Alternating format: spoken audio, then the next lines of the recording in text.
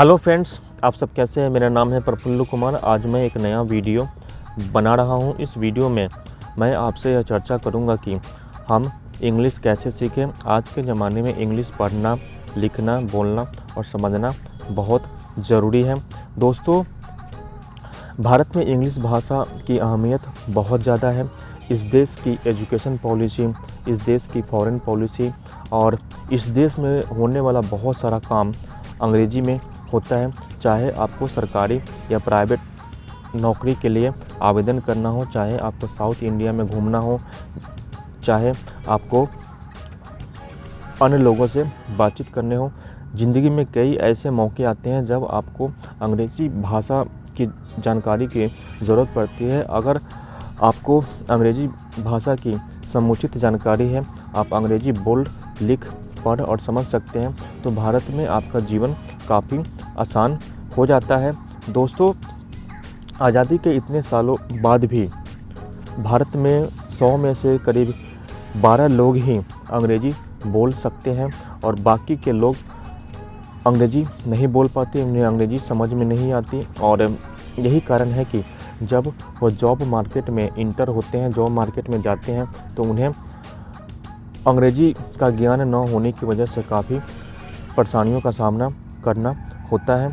दोस्तों, मैंने अपने प्रोफेशनल लाइफ में बहुत सारे ऐसे बंदों को देखा है जिनके पास MBA, MCA और अन्य बड़ी बड़ी डिग्रियां होती हैं, लेकिन इंटरव्यू की प्रक्रिया के दौरान उन्हें नौकरी के लिए अयोग्य घोषित कर दिया जाता है, क्योंकि वो अंग्रेजी में अपना इंटरव्यू नहीं दे पाते और सारा टैलेंट होने के बावजूद उन्हें सफ़र करना पड़ता है। दोस्तों, अंग्रेजी दुनिया की 10 सबसे कठिन भाषाओं में गिनी जाती है और इसे सीखना आसान नहीं है। आप कई जगहों पर यह विज्ञापन देखते हैं कि आइए अंग्रेजी सीखिए केवल 2 महीनों में, 3 महीनों में, 4 महीनों में। ये विज्ञापन भ्रामक होते हैं, बकवास होते हैं और इन पर आपको विश्वास नहीं करना चाहिए। दोस्तों, अंग्रेजी की बढ़ती हुई इम्पोर्टेंस को देखते हुए भारत के करोड़ों माता पिताओं ने अपने बच्चों को इंग्लिश मीडियम स्कूल में एडमिशन कराना शुरू कर दिया है। जो बच्चे शुरू से ही इंग्लिश मीडियम स्कूल में पढ़ते हैं, स्वाभाविक तौर पर उनकी अंग्रेजी हिंदी मीडियम के स्टूडेंट्स से ज़्यादा स्ट्रॉन्ग होती है और जब वो वयस्क होते हैं तो उन्हें इंग्लिश बोलने की ज़्यादा समझ होती है, वह अंग्रेजी ज़्यादा बोल पाते हैं। अगर आपको बचपन से ही अंग्रेजी पढ़ने, बोलने या समझने का मौका नहीं मिला तो आपको निराश होने की कोई ज़रूरत नहीं है।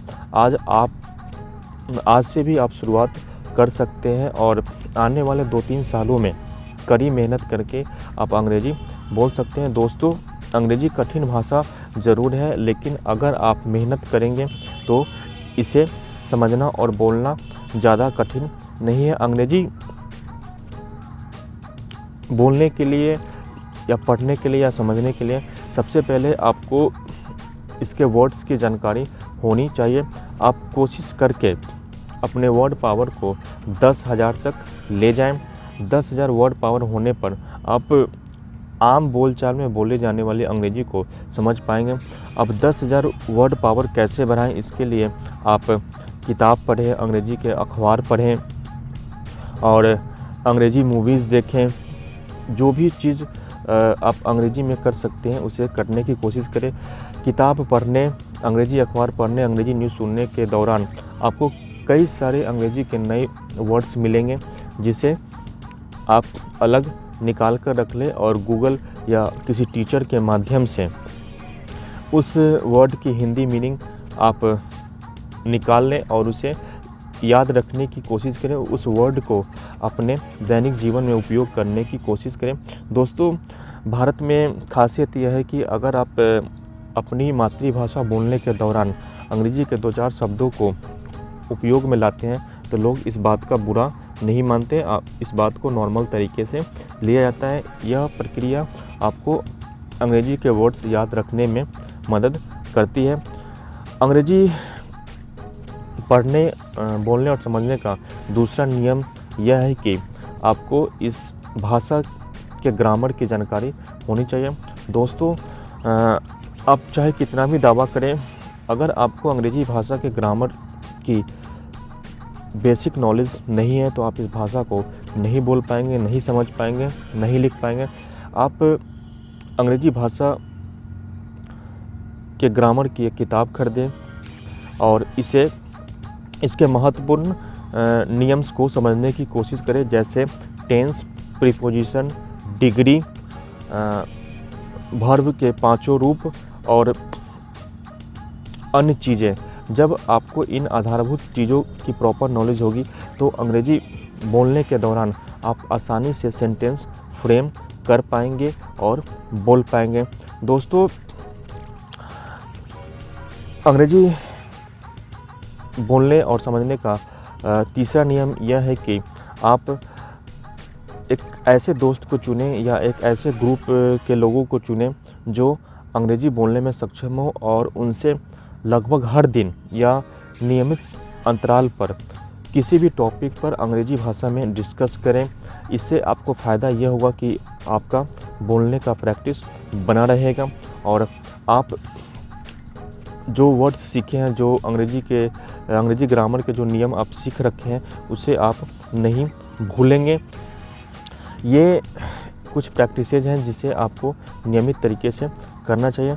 दोस्तों, अंग्रेजी सीखने के दौरान आपको बहुत सारी दिक्कतों का सामना करना पड़ सकता है और कई बार अंग्रेजी बोलने के दौरान आपसे गलतियां हो जाती हैं या लोग आपका मजाक उड़ाते हैं या आप सीखी गई वर्ड्स को याद नहीं रख पाते हैं। इन सब से निराश होने की ज़रूरत नहीं है। दोस्तों, मजाक उसी का उड़ाया जाता है जो प्रयास करता है और अगर आप आलोचना से विचलित नहीं होते हैं, अंग्रेजी सीखने की प्रक्रिया को जारी रखते हैं, तो आप अंग्रेजी को समझ सकते हैं, अंग्रेजी को बोल सकते हैं और अंग्रेजी भाषा को लिख भी सकते हैं।